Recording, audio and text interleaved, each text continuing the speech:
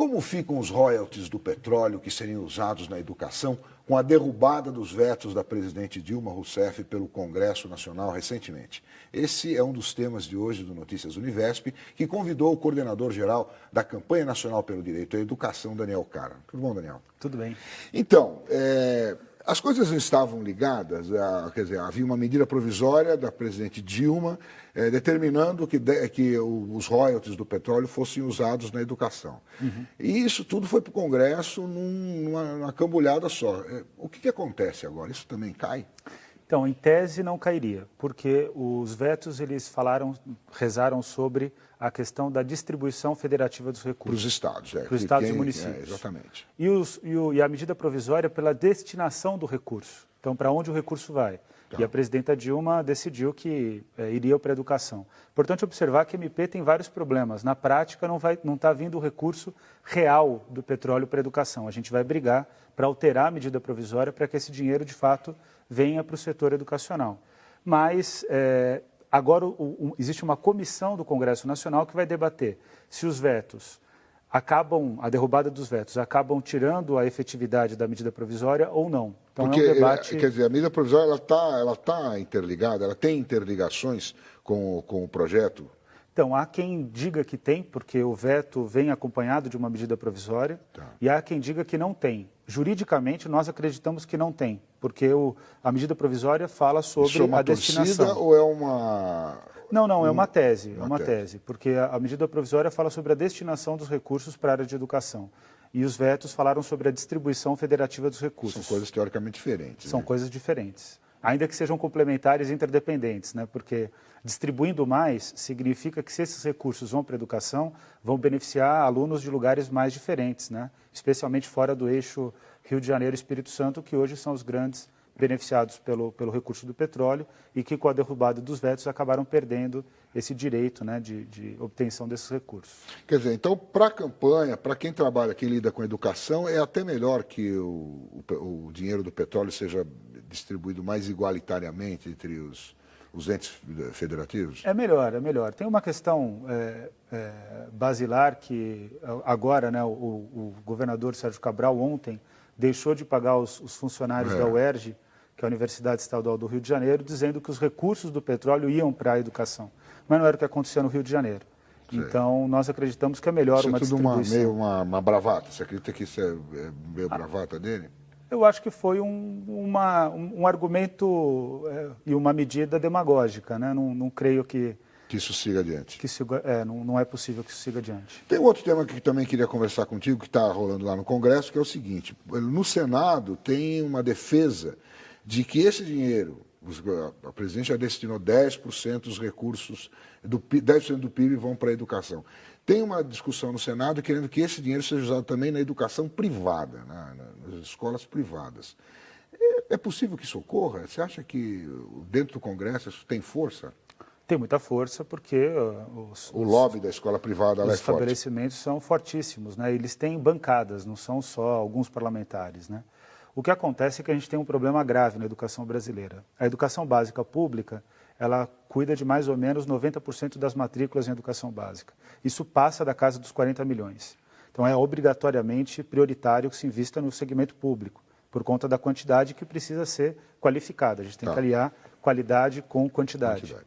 No caso da educação superior é o contrário. A qualidade está na rede pública, né, nos estabelecimentos públicos, mas a quantidade de matrículas dos estabelecimentos públicos é muito pequena. Então, aí a gente precisaria aliar a qualidade à questão da quantidade. Nesse sentido, para um esforço de 10 anos, é importante que o dinheiro público seja de fato investido na escola pública. Até porque o trabalhador brasileiro, isso é um caso especificamente brasileiro, o trabalhador com baixa renda é aquele que mais contribui com a sua renda mensal para impostos. Para você ter uma ideia, quem ganha até 3 salários mínimos contribui com 53% da sua renda em impostos. Quer dizer, é um valor absurdo, né? Ao passo que quem ganha mais de 30 salários mínimos, contribui com 29% da sua renda em impostos.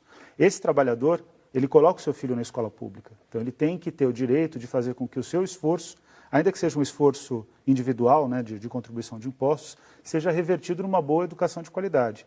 E, ao mesmo tempo, ele tem que ter o direito de matricular o seu filho numa boa universidade pública.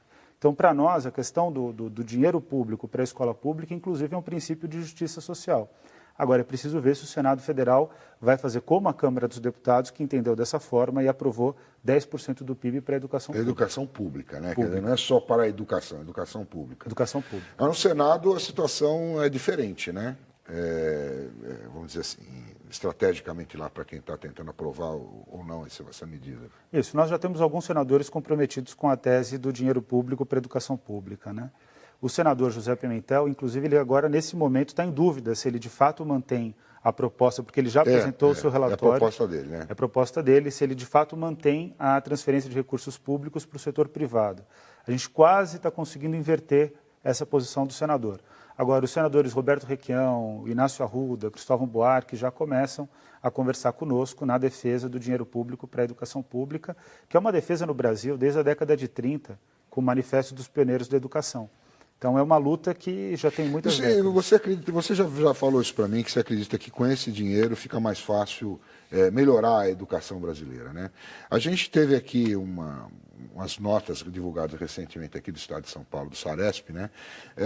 Que teve uma queda aí no final da primeira fase do ensino fundamental, que vinha crescendo, quer dizer, a qualidade no ensino fundamental vinha crescendo. Era uma série de crescimento e agora teve uma queda. Em que medida você acha que com maior investimento isso poderia melhorar? Vocês têm estudos na campanha sobre isso? Nós temos. O que acontece no estado de São Paulo é que a questão não é só recurso, né? A questão é a forma como se distribui o recurso. O estado de São Paulo tem condição de fazer mais e fazer melhor do que tem feito. O que acontece é que as medidas que os governos paulistas tomaram nos últimos anos, elas mostraram que já são esgotadas. Então, por exemplo, bonificação por mérito, que o atual secretário, inclusive, é contrário à forma como tinha sido feita pelo secretário anterior, que era o ex-ministro Paulo Renato. A prova dessa avaliação do Saresp é que esse modelo de bonificação por mérito, assim como aconteceu em Nova York, assim como está acontecendo, começa a demonstrar sinais de esgotamento na Índia, assim como está acontecendo no México, o que se mostra é que isso dá um efeito rápido, um efeito benéfico, assim, no primeiro momento você tem melhoria e depois você diminui a qualidade. Quer dizer, o professor se esforça mais, a escola se esforça mais, é isso? Exato. Aí tem alguns pesquisadores nos Estados Unidos, que é o caso de Nova York, que vão mostrar que o professor ele se esforça mais no início porque aquela obtenção do bônus, para ele, é muito importante no seu orçamento. Tá. É como se fosse uma novidade. Ao longo do tempo, ele percebe que tem tantos problemas estruturais que ele tem que enfrentar e ele tem que fazer um esforço tão grande para ganhar aquela bonificação que aquilo passa a não valer mais a pena. Vale mais a pena ele buscar outro estabelecimento, outra renda, outra forma de complementação de renda. Com isso, o que acontece? Você melhora no início e cai logo em seguida. É o que tem acontecido nos Estados Unidos e por isso que Nova York revogou a medida. Eu acredito que o Estado de São Paulo, que já tinha melhorado o sistema de bonificação, mas ainda era um sistema ruim, eu acredito que agora ele vai repensar e vai procurar outros meios de melhorar a educação. O caso do ensino fundamental em São Paulo, dos anos finais, ele parte de um problema grave, que no Brasil inteiro acontece isso, mas em São Paulo já demonstra, já tem uma demonstração empírica, né, de que há um problema nessa etapa da educação básica, que é a falta de identidade dessa etapa, né? É uma etapa que fica entre a alfabetização e o ensino médio. Os professores são professores licenciados. Está falando da segunda etapa do ensino fundamental, Isso. do 6º ao 9º ao 9º ano. Os professores, eles são professores licenciados, mas que não têm uma clareza curricular do que eles devem ensinar. Então, em termos gerais, né, porque esses dados são todos gerais, né, Ederson? A gente precisa analisar no específico. Mas, em termos gerais, é uma etapa que tem problemas de estruturação graves e que precisam ser corrigidos. Tá, teve uma melhoria no ensino médio, né? Sim. Detectou uma coisa no ensino médio, mas o ensino médio também está tão ruizinho, coitado, que uma melhoria... Você acha que é positivo? Quer dizer, é positivo, lógico que é positivo. É sempre positivo. Mas não é significativo. É marginal. Assim como também a queda foi marginal. O problema todo é de tendência, né? O ensino médio talvez esteja numa tendência de melhora e o ensino fundamental numa tendência de piora. A tendência no Brasil, em geral, sempre é positiva em educação, Ederson. A gente tem que lembrar que é um país que, crescendo. Na década de 50, não tinha nada, majoritariamente analfabeto. Agora, o nosso problema é de ritmo, né? A gente melhora, mas é um ritmo muito lento. E aí, quando dá um sinal de tendência negativa, como foi no ensino fundamental anos finais, no estado de São Paulo. Dá um balde de água fria, né? Aí dá um balde de água fria, é bom repensar aquilo que tem sido feito. A valorização dos professores no estado de São Paulo poderia ser muito maior. Esse é um tema central que não tem sido Então, você falou que tocado. nos Estados Unidos eles revogaram essa lei do mérito. Em Nova York. Em Nova York, Nova York. E como é que ficou? O que vem no lugar? Não vem nada? Veio, então, a Inglaterra também está no mesmo debate. Todos os países ou municípios, entes governamentais, que optaram por esse sistema de remuneração por mérito, avaliação, indicando toda a forma como deve se dar a política, hoje estão voltando atrás, estabelecendo grandes sistemas de ensino, baseados em valorização dos professores, reforma curricular, um currículo que seja mais apropriado para o mundo atual, né, um currículo mais atualizado. Então, eu acredito que a gente está agora no momento de retornar a um debate que no passado era feito na década de 60, na década de 50 do século passado, que é fortalecer a figura do professor, pagar melhor o professor, trabalhar melhor a carreira, não através de bônus, mas uma carreira substantiva, forte, que de fato dê possibilidade do professor crescer se na projetar. vida, ter um dinheiro melhor no fim da carreira. Exatamente, tenha prazer de trabalhar todos os dias e um forte trabalho curricular. Isso somado ao fato de que nos Estados Unidos e na Inglaterra as escolas têm boa infraestrutura, têm bibliotecas. Eu visitei escolas nos dois países, é assustadora a diferença entre Brasil e os países mais desenvolvidos. Você não é a primeira pessoa que me fala isso, mas também não é a primeira pessoa que me fala que Estados Unidos, Inglaterra, a Europa, de uma maneira geral, tem problemas semelhantes com o ensino médio, principalmente com o ensino médio, que nós temos aqui, né? Será que o problema é tanto de infraestrutura assim? Aí é uma questão que eu te faço. Porque se eles lá têm infraestrutura e estão vivendo um dilema, não digo que é igual, mas é semelhante ao dilema brasileiro, que é melhorar a educação, principalmente na fase do ensino médio, por conta de várias coisas, por conta que a vida mudou, as pessoas mudaram, os jovens não são mais os mesmos e a forma de dar aula é muito parecida. Como é que a gente interpreta essa coisa? Eles têm mais recursos, as escolas são melhores do que as nossas, mas têm os mesmos problemas, os mesmos dilemas, não os mesmos problemas. Eles têm os mesmos dilemas, eles não têm os mesmos problemas. Acho que essa é uma boa síntese. O que acontece é que a necessidade de uma educação de qualidade ela é tão premente no mundo atual que todos os países hoje observam que vivem crises. A diferença é em que tipo de crise que cada um está, né? O Brasil está numa crise ainda de abandono do ensino médio. Você tem uma forte evasão do ensino médio. Mas isso na Europa tem países que também têm. Na Espanha, por exemplo, o número lá também é grande. Não, mas é bem mais marginal do que no Brasil. O número de estudantes que estudam na Espanha e a qualidade do ensino que eles têm, a forma como eles se inserem no mundo produtivo. O problema na Europa é um problema de falta de oportunidade aos jovens. Ele está mais vinculado a estratégias do mundo do trabalho. Eu até pesquisei isso antes de trabalhar com a educação. Está mais vinculado a estratégias de acesso dos jovens ao mundo do trabalho do que a problemas educacionais, a questões educacionais. A diferença, mais ou menos, o Brasil ainda está numa luta por acesso, tentando congregar com qualidade, e a Europa está numa luta por melhor qualidade. É como se a Europa tivesse, mais ou menos, numa primeira divisão em termos educacionais. Nós estamos na terceira. O Brasil estaria numa quarta hoje, né? Se for considerar os quartis do PISA, sim, a gente estaria numa quarta divisão, tentando subir para a terceira. Então, quer dizer, a gente está muito atrasado, né? É porque a gente tem que fazer tudo junto, né? Vamos dizer assim. Exato. Você tem que buscar a qualidade e, ao mesmo tempo, que você expande a educação. Se bem que na primeira fase do ensino fundamental, a gente está praticamente universalizado e tal.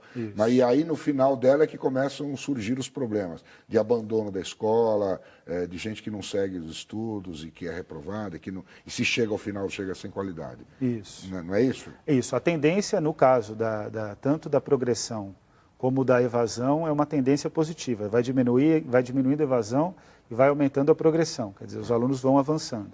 O problema é a qualidade da aprendizagem, né? Então, eles não têm aprendido.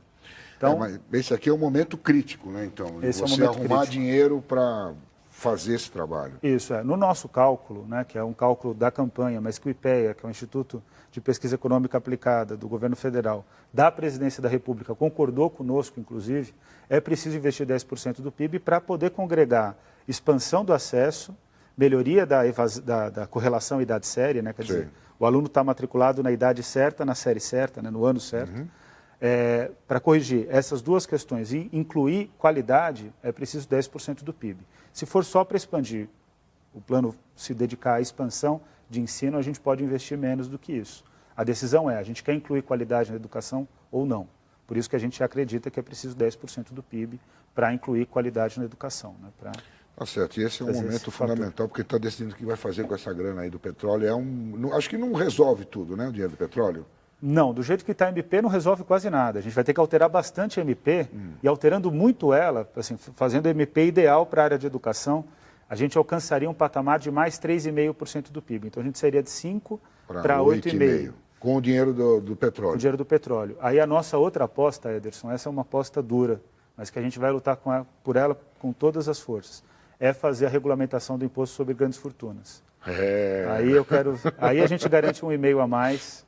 E aí as grandes fortunas, de fato, vão colaborar com o país, né? Já que os empresários têm defendido tanto a importância da educação, seria importante que eles contribuíssem com a educação de forma dura, né? É importante, mas como você falou que o lobby da escola privada no Congresso é grande, e o lobby das grandes fortunas também muito maior. Grande, né? Agora tem um aspecto interessante, que do PSOL, passando pelo PT e PSDB, chegando ao DEM, todos os projetos de regulamentação sobre grandes fortunas dariam um volume de recursos importante para a educação. Qualquer um deles ou todos eles? Não, qualquer um deles. Todos eles são bons. O problema é que eles nunca tiveram coragem de fazer com que alguns partidos tentam, né? O PSOL tenta sempre, o PT já tentou em alguns momentos, o PSDB em outros, mas isso não avança e é importante que isso avance, né? E é importante que lá tenha um dinheirinho destinado à educação.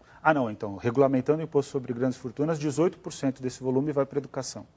A gente até aposta que o restante, como a educação vai ser privilegiada com recursos do petróleo, deveria ir para a saúde pública, né? Então a gente pretende criar também uma subvinculação desse imposto sobre grandes fortunas para a saúde pública. Exatamente. Daniel, obrigado mais uma vez pela sua presença aqui na Imagina, Universo um prazer. TV. Até a próxima.